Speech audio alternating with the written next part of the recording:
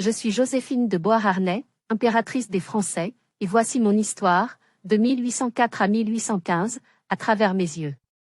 L'année 1804 marque un tournant décisif dans ma vie.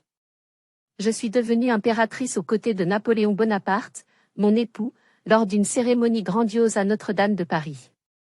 Moi, Joséphine, née en Martinique et ayant connu les tumultes de la Révolution française, je me retrouvais couronnée, ornée d'une robe somptueuse et portant une couronne qu'il plaça lui-même sur ma tête. Ce jour-là, je sentis à la fois le poids et l'éclat de ce destin inattendu.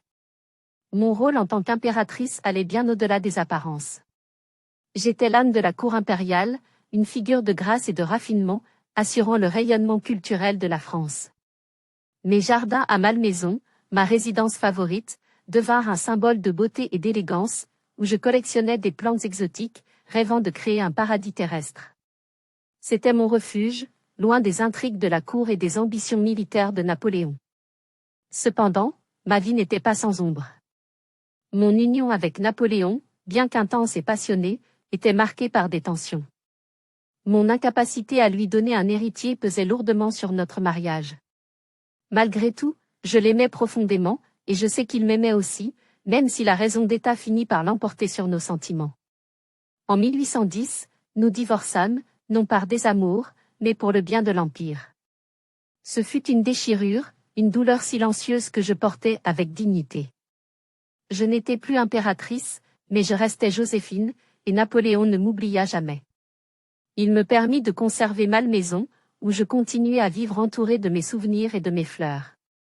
Je suivais de loin les succès et les défaites de l'homme qui avait bouleversé ma vie, avec un mélange d'admiration et de tristesse.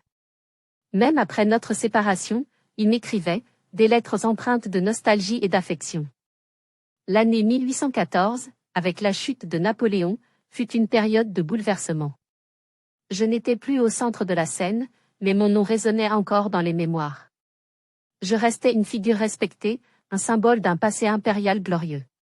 Cependant, ma santé déclina rapidement, et en 1814, je m'éteignis à Malmaison, entourée de mes proches. Napoléon, en exil, aurait dit à mon sujet, « Elle m'a véritablement aimée ».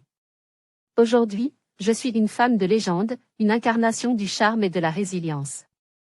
Mon histoire, celle d'une femme née dans les colonies, ayant traversé les tumultes de l'histoire pour devenir impératrice, témoigne de la force du destin et de la puissance des émotions humaines. Je suis Joséphine de Beauharnais, et mon esprit vit à travers les souvenirs de cette époque éclatante.